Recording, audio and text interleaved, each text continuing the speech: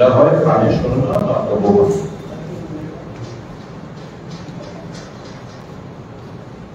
আমি জিতেশ বাবু আমাদের সাংবাদিক সম্মেলনও করেছিলাম এবং ইন্ডিয়া মঞ্চের তরফ থেকে আরোর কাছে আরোর কাছে লিখিত আকারে অভিযোগ জমা করেছিল এই মর্মে যে যিনি পূর্ব ত্রিপুরা আসনে ভারতীয় জনতা পার্টির প্রার্থী 2018 সালের এক্সিকিউটিভ এবং 2024 সালের এক্সিকিউটিভ থেকে পরিষ্কার যে উইথ এ ম্যানিফেস্ট ইন্টেনশন এই ক্যান্ডিডেট অন্যায় ভাবে এবং রাজনৈতিক লাভালাভের কথা মাথায় রেখে ওই ক্যান্ডিডেট উনি ওনার সামনে দেব কর্ম হিসেবে জমা দিচ্ছেন। 2018 এক্সিকিউটিভে প্রীতি দেবী সিং হিসেবে জমা করেছিল এবং ওখান থেকে নির্বাচনে দাঁড়াতে গেলে certified copy of the electoral roll এনে জমা দিতে হয়। আজকের তারিখেও ইলেকশন কমিশনের যে ওয়েবসাইট, এই ওয়েবসাইটে ছত্তিশগড় প্রদেশে 72 নম্বর কাওয়ারদা অ্যাসেম্বলি কনস্টিটিউয়েন্সি 205 নম্বর থাকে 557 নম্বর ক্রমিক নম্বর ওনার নাম আজকেও প্রীতি দেবী সিং হিসাবে লিপিবদ্ধ আছে। Certified copy of the electoral roll এনে এখানে জমা করতে হয়। যেহেতু ওখানে প্ল্যাটফর্ম হিসাবে নেই, ইলেকট্রাল রোলে যে নামটা সেই নামটাই ব্যালট পেপারে ছাপানো দরকার এবং এটাই হচ্ছে মূলত যে রুলস এন্ড প্রসিডিউর। কিন্তু দেখলাম 2024 যে এফিডেভিট উনি জমা করেছেন এতে প্রীতি দেবী দেববর্মন হিসেবে উনি উল্লেখ করেছেন। এই অভিযোগটা যখন করেছিলাম আমরা ভেবেছিলাম যে ব্যালট পেপার পুনরায় ছাপা হবে, দেববর্মন নামটা বাদ দেওয়া হবে এবং প্রীতি দেবী সিং নামে ব্যালট পেপার ছেপে নির্বাচনটা করা হবে। এই দেববর্মন টাইটেলটা লাগানোর উদ্দেশ্য হচ্ছে অন্যায়ভাবে to explore and exploit the sentiment of the Development Community. আমি আজকে ত্রিপুরাকে জিজ্ঞেস করতে চাই যারা ত্রিপুরা কমিউনিটি বিলং করে, যদি ছত্তিশগড়ে কি কারণে উনি দেববর্মন টাইটেলটা রাখলেন না? নিশ্চয়ই লজ্জাবোধ হয়েছে, নিশ্চয়ই লজ্জাবোধ হয়েছে। প্রীতি দেবী সিং দেববর্মন কিংবা প্রীতি দেবী দেববর্মন সিং লিখতে পারত। ওনার প্যান কার্ড, আধার কার্ড যাই আছে সমস্ত কিছু প্রীতি দেবী সিং। হঠাৎ করে নির্বাচনে এফিডেভিট জমা দেওয়ার সময় এই অশুভ একটা আকার নির্বাচন কমিশনের এখানকার আধিকারিক যে দেখেন নাম বললাম এই কারণে যে সবটা জেনে শুনে তারা এই অন্যায় কাজটি করেছে। আজকে আমাদের সর্বভারতীয় কংগ্রেস দলের তরফ থেকে এই মর্মে একটা রিপ্রেজেন্টেশন প্রদান করা হয় চিফ ইলেকশন কমিশনারের কাছে। এখানে ব্রিটিশ জি আমাদের যিনি ইনচার্জ সুধানিকা সাহেব উনি স্বাক্ষর করেছেন এবং সালমান খুরশিদের নেতৃত্বে একটা প্রতিনিধি দল দিয়ে মুখ্য নির্বাচন কমিশনার সঙ্গে সাক্ষাৎ করে একটা মেমোরেন্ডাম এখানে ওনারা তুলে ধরে, যাতে করে যেভাবে ইরেগুলারিটিজ এখানে বিল্ডিং করা হয়েছে সেটা খুব গুরুতর, এবং নির্বাচন কমিশন এখানে যারা আধিকারিকরা আছে তারা যে কারণেই হোক, প্রেশারের কারণেই হোক, অন্য কারণেই হোক, এই যে অন্যায় কাজটা করবেন, তারপর ওর নামটা এখানে দিয়ে ব্যাপার চাপিয়ে to give an extra mileage to the candidate to explore and exploit the sentiments of the tribe. এটা মারাত্মক গুরুতর অপরাধ বলে আমরা মনে করি। আমরা ভেবেছিলাম এখানকার যারা দায়িত্বপ্রাপ্ত আধিকারিকরা আছেন এটার গুরুত্ব আরো বুঝে তদন্ত করবে, তারা তাদের এই ভুলটা শুধরাবে। কিন্তু দেখলাম ইতিমধ্যে আমিও নির্বাচন কমিশনের কাছে আমিও একটা চিঠি দিয়েছি। এই চিঠির প্রেক্ষিতে আমাদের এসপির তরফ থেকেও দেওয়া হয়েছে, যাতে করে সঠিক তদন্ত এবং এপ্রোপ্রিয়েট, আমি তো সরাসরি লিখেছি তোমরা এই কাজটা করবে, তোমরা ইলেকশনটা পেছাও, ইলেকশনটা পিছিয়ে দাও, ব্যালট পেপার নতুন ভাবে ছাপাও, এই প্রীতি দেবী সিং নামে নির্বাচনটা হতে হবে, নট দ্য কমিশন। এসপির তরফ থেকে আপনাদেরকে মেমোরেন্ডামের জেরক্স কপি দিয়ে দেওয়া হবে। এটা সম্পূর্ণ একটা নির্বাচনটা যে একটা অসমাত্মক নির্বাচন এটাও প্রমাণ হয়।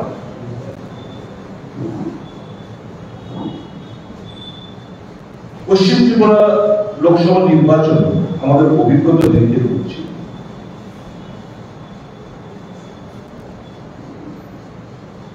বুথের ভেতরে গিয়ে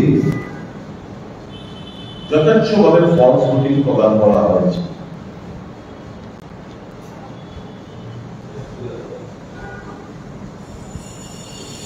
বিভিন্ন জায়গা থেকে লোক এনে ভিড় করে একটা বিরাট অংশের ভোটারদের তাড়িয়ে দিয়েছে, প্রতিনিধি দেয়। আর ওই সমস্ত ক্রমিক নাম্বারে গিয়ে যারা বহিরাগত ছিলেন তারা দফায় গিয়ে ভোট প্রদান করে। তখন আপনার ফলস ভোট একদিকে, আরেকদিকে হচ্ছে বিরাট অংশের মানুষকে তারা বাধা দিয়েছে, যার প্রেক্ষিতে ভোট পার্সেন্টেজটা যদিও এখন ব্যাখ্যা দিচ্ছে যে ইলেকশন ডিউটির দায়িত্ব প্রাপ্ত যারা এখানে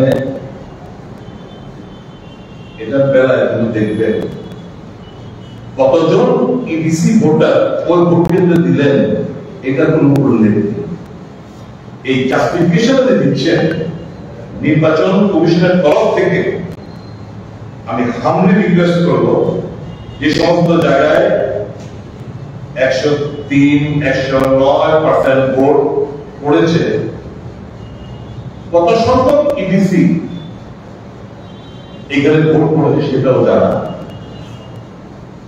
কারণ যে পরিমাণ ভোট পড়েছে, ইডিসি যদি পোলিং স্টাফ মতো 10 এর বেশি তো না, এই 10 জন করলেও তো 10 জন ভোট ইডিসি দিলেও তো যে পরিমাণ ভোট পড়েছে আমরা পাই। যাতে এটা নির্বাচন কমিশন এটা হাসাব করার চেষ্টা করছে। খোলাসা করে বেরিয়ে আসুন যে ইডিসি ওই সমস্ত ভোট কেন্দ্রে ইডিসি ভোটাররা কারা কারা ছিলেন, কজন ছিলেন, এটার হিসাবটা আপনারা জনসমক্ষে তুলে ধরলে আপনার খুব খুশি হবে। আমরা আমাদের দাবি থেকে শুনছি যে পশ্চিম ত্রিপুরা লোকসভার নির্বাচন একটা কনসেনসাস নির্বাচন, এটাকে না ভয়েড করে পুরো নির্বাচন আবার পুনরায় করার জন্য আমরা আমার আগের স্ট্যান্ডে আমরা রয়েছি।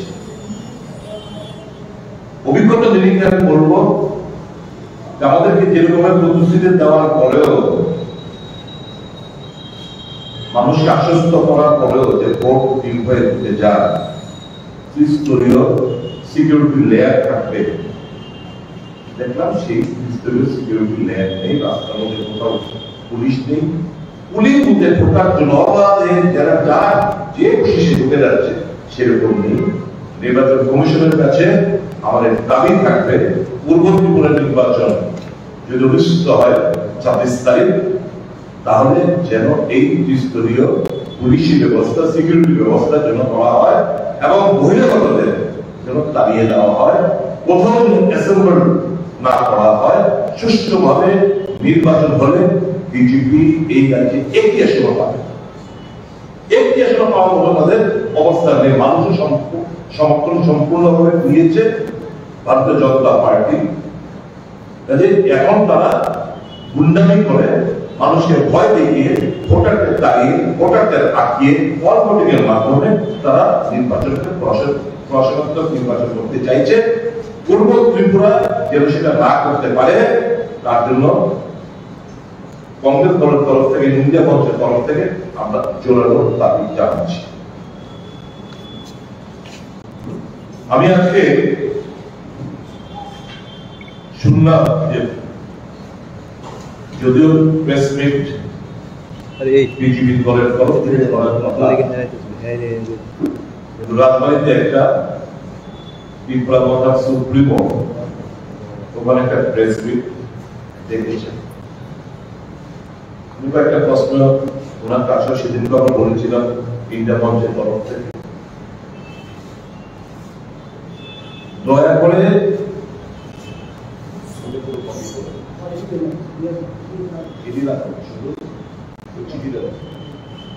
শুধু একটি প্রশ্ন উত্তর দিই।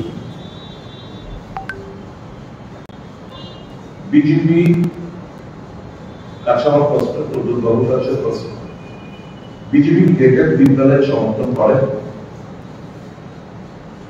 যদি না করে থাকে তাহলে আপনি বিজেপির সঙ্গে আদাতে গেলেন।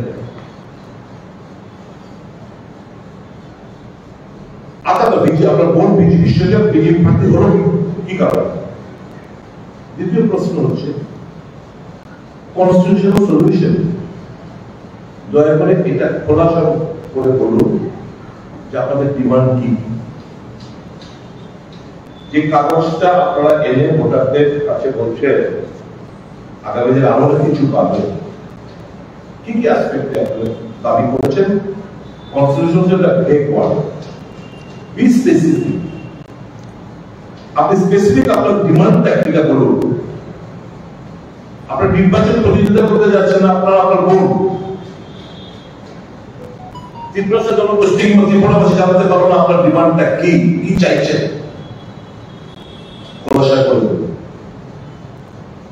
আপনি মানুষকে অনেক নীতির কথা বলেন ফেসবুক লাইভে, দয়া করে আপনার ডিবি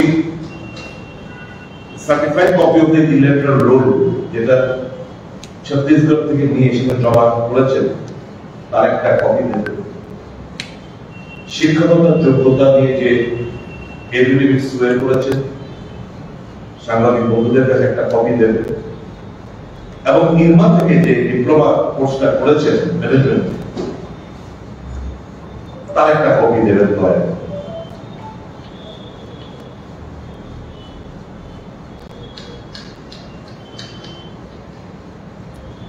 আমার প্রত্যাশা থাকবে এই নির্বাচন সুষ্ঠুভাবে সম্পন্ন হবে। নির্বাচন কমিশনের কাছে এবং আমাদের এখানকার আধিকারিকদের কাছে, রিটার্নিং অফিসার, পুলিশ প্রশাসনের কাছে আমরা দাবি করছি পশ্চিম ত্রিপুরা অভিজ্ঞতার নিরিখে যেন এটা পুনরাবৃত্তি পূর্ব ত্রিপুরা না হতে পারে।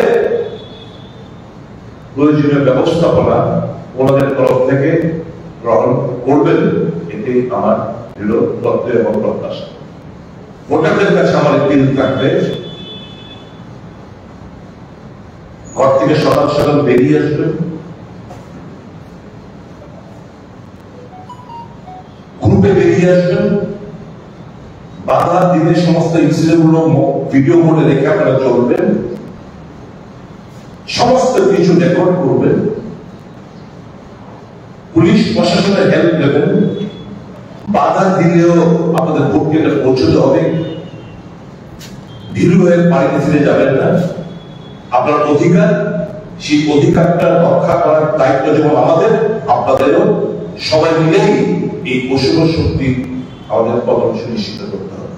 দিশেহারা, হতাশাগ্রস্ত ভারতীয় জনতা পার্টি।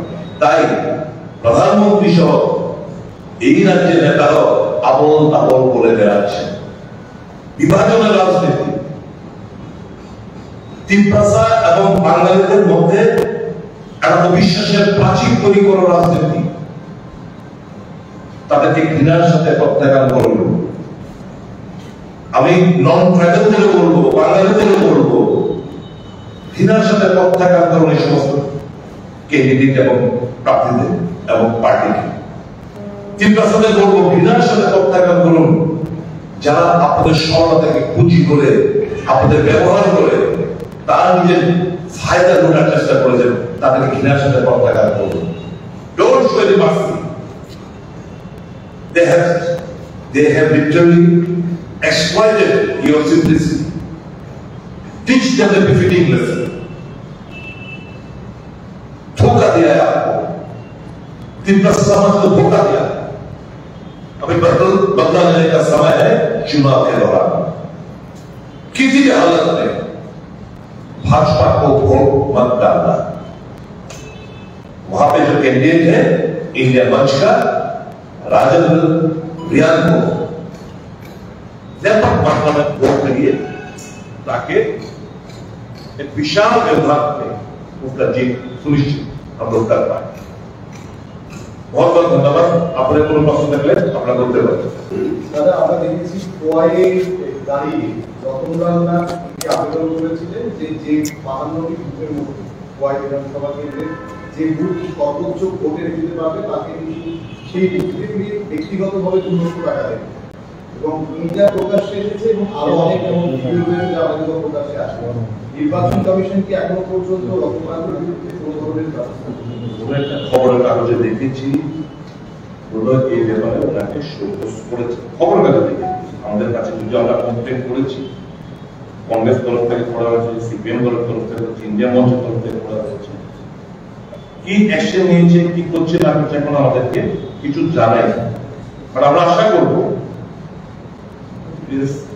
সিভিয়ার ভায়োলেশন অফ বোর্ডের পদক্ষেপটা এবং আইন মোতাবেক প্রয়োজনীয় প্রসিডিং ইলেকশন কমিশনের কাছ থেকে ড্র করা হবে, সেটা আমরা প্রত্যাশা করি।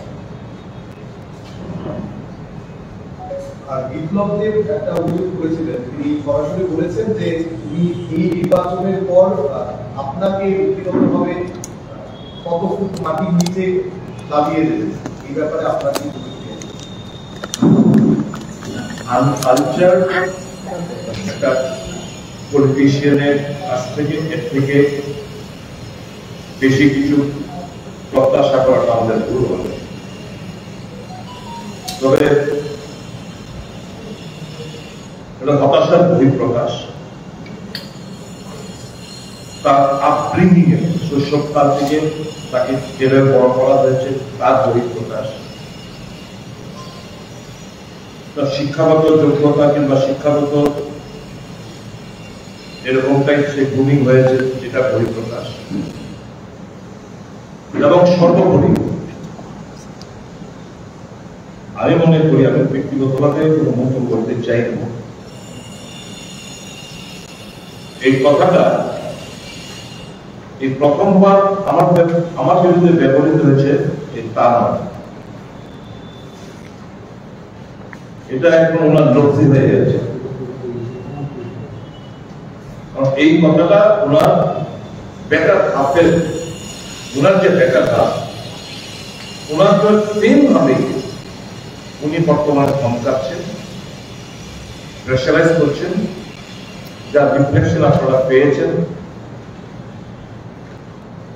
এই প্রচারকালে বেটার হাত উনি আসেন। এখন আমাকে মাটির মধ্যে ঢুকানোর আগে মানিক সাহেবকে ধন্যবাদ জানাবো, রাজনৈতিক ভাবে যে ওনাকে খবর দিয়ে দিয়েছেন, রাজনৈতিক ভাবে ওনাকে যে পুঁতে দিয়েছেন, আমি মানিক সাহেব